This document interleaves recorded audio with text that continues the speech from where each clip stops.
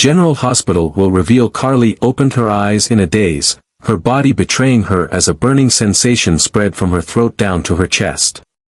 Her breaths came in ragged gasps, each one harder than the last. She tried to grasp what was happening, but consciousness seemed to be slipping away from her with every passing second. In front of her, Jack caught her just in time, his face a mix of panic and determination. He had known something was wrong with the champagne the moment he noticed the altered label, but by the time he could react, it was already too late. Acting on instinct, he had knocked the glass from her hand, but the damage had already been done. With urgency fueling his every move, Jack scooped Carly into his arms and rushed her out of the room, his heart pounding. She clutched at his shirt, her fingers ice-cold, while he fought to keep his own fear in check. By the time they reached General Hospital, medical staff swarmed around them, whisking Carly away into the emergency room. Jack stood frozen, his chest heaving with adrenaline, watching as the woman he had just spent an intimate night with now fought for her life. A deep rage began to simmer within him. Who had done this? And more importantly, who was the real target?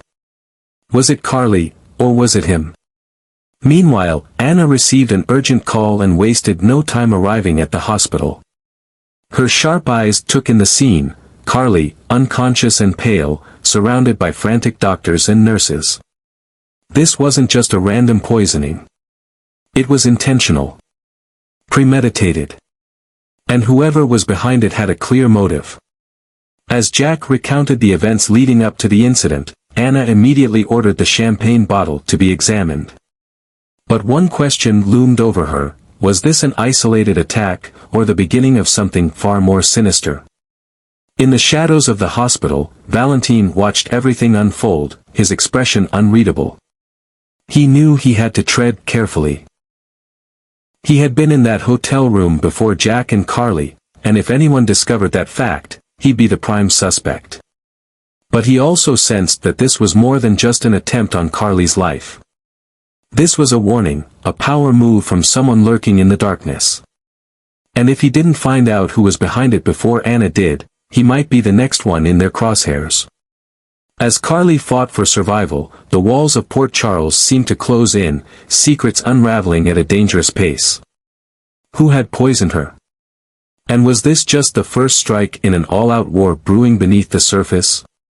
Valentin moved with precision, his every step calculated as he maneuvered through the dimly lit house. The familiarity of the space sent an unexpected chill down his spine. This had once been his home, a place he had carefully chosen for himself, Anna, and Charlotte. It had been meant to be a sanctuary, a fresh start away from the dangers that had plagued their lives. But now, everything had changed. The house was no longer his, and he was no longer welcome. He reached the fireplace, kneeling as his fingers searched for the nearly invisible panel along the ornate molding. The hidden compartment had been installed with meticulous care, designed to be overlooked by anyone who wasn't explicitly searching for it. When he pressed on the correct spot, the panel loosened, revealing a small but sturdy lockbox nestled behind it. He exhaled slowly. Finally, he was close to retrieving what he had come for. What was inside the lockbox was more than just an object, it was leverage, possibly even a lifeline. Valentin had hidden it here months ago, back when he had believed this house would remain under his ownership indefinitely. He had never expected to be in this position, forced to break into what was once his own home. But he had no choice. He needed what was inside that box, and he needed it now. As he worked on the mechanism securing the lockbox in place, he remained oblivious to the shifting presence in the shadows behind him. He was too focused on the task at hand, too determined to get in and out before anyone could realize he had been there. But his miscalculation was a costly one. A voice, deep and edged with menace, sliced through the silence like a knife. "Forget something." Valentin's breath hitched for a split second before he forced himself to remain composed. Slowly, deliberately, he turned his head just enough to glimpse the figure standing behind him. Even in the low light, there was no mistaking who it was. Sonny. The air in the room grew heavy with the weight of unspoken tension. Sonny stood motionless, arms crossed, his expression unreadable but radiating unmistakable authority. This was his home now, his territory. And Valentin had just made the mistake of trespassing.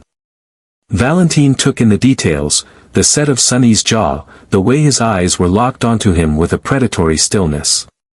There was no hint of surprise in Sonny's expression, no indication that he had stumbled upon this situation by accident.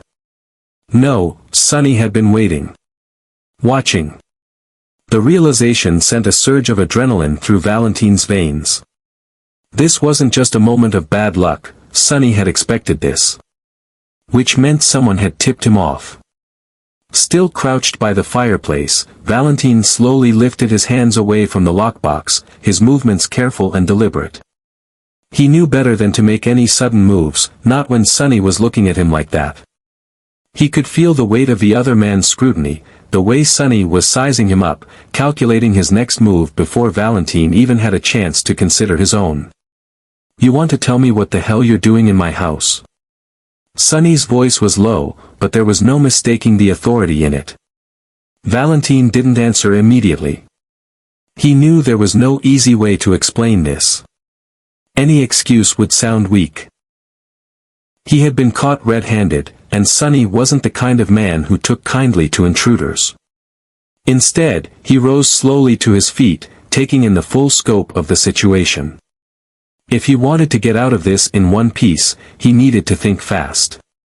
He needed to convince Sonny that whatever was inside the lockbox wasn't worth fighting over, or at the very least, that Sonny had more to gain by letting him walk away with it than by stopping him. But one thing was certain, Valentin had walked into a trap, and Sonny Corinthos was standing between him and whatever future he had left in Port Charles.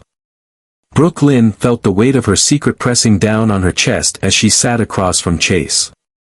The room, once filled with warmth and familiarity, now felt suffocating. She had always known that this moment would come, but she had never imagined just how devastating it would be. Chase's expression had shifted from curiosity to shock, his usual calm demeanor cracking under the weight of her confession. He opened his mouth to respond, but no words came out. Instead, a heavy silence settled between them, thick with unspoken emotions and the gravity of what she had just revealed. For years, Brooke Lynn had convinced herself that burying the truth was the best option. She had justified it in 1,000 ways, protecting those involved, sparing unnecessary pain, avoiding the potential fallout. But now, as she watched Chase struggle to process her words, she realized that she had only been delaying the inevitable. The truth had a way of resurfacing, no matter how deeply it was buried. Chase's mind raced, struggling to grasp the reality of what she was saying. 21 years. That was how long this secret had remained hidden. And now, in an instant, everything had changed. The betrayal stung, not just because Brooke Lynn had kept this from him, but because of who was at the center of it all. Dante. His friend. His colleague. A man who had no idea that his life was about to be turned upside down. A flash of memory hit Chase, long nights spent patrolling the streets of Port Charles with Dante, sharing personal stories, frustrations, and dreams for the future. And yet, through all those years, Dante had never once spoken of a child. Because he had never known. And now, Chase held a truth that could shake both their worlds. Brooke Lynn could see the internal war waging within her husband. She knew he felt betrayed, not just for himself but for Dante as well. If Chase told him the truth, it would change everything, their friendship, their professional partnership, and Dante's entire understanding of his own past. But if he kept the secret, it would mean continuing the very deception that had put them in this position to begin with. As she waited for Chase to respond, her heart pounded. Would he hate her for what she had done? Would he walk away? Would he be the one to break the news to Dante, or would she have to do it herself? There was no easy answer, no way to undo the past. All she could do now was face the consequences of her choices and hope that, in the end, the truth wouldn't destroy everything she held dear. The storm of secrets had finally erupted, pulling everyone involved into a whirlwind of truth, deception, and inevitable consequences. Brooke Lynn, despite knowing that her confession could change everything, had no choice but to face the fallout. She had lived with this secret for 21 years, convincing herself that it could remain buried forever. But the past always had a way of resurfacing. Now, Chase wasn't just caught in an impossible situation, he was thrown into an internal battle of loyalty, trust, and betrayal. He had vowed never to keep secrets from Brooke Lynn, yet she had hidden something so monumental from him. Could he forgive her? More importantly, could he keep this revelation from Dante without betraying his own moral compass? Meanwhile, Carly found herself in a fight for survival after being poisoned in what should have been a simple, romantic evening with Jack. In the blink of an eye, the intimate atmosphere turned into sheer chaos. Jack, trusting his instincts, had tried to stop her from drinking the champagne, but it had been too late. As she gasped for breath, weakening with every passing second, Jack had only one option, to rush her to the hospital and pray that they weren't too late. But as Carly hovered between life and death, the most chilling question remained: who had poisoned her? Was she the intended target, or was this a calculated message meant for Jack? At the same time, Valentin found himself entangled in a dangerous predicament of his own.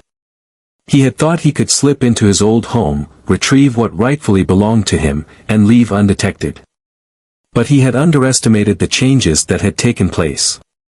Sonny had claimed this territory, and now, Valentin was trapped.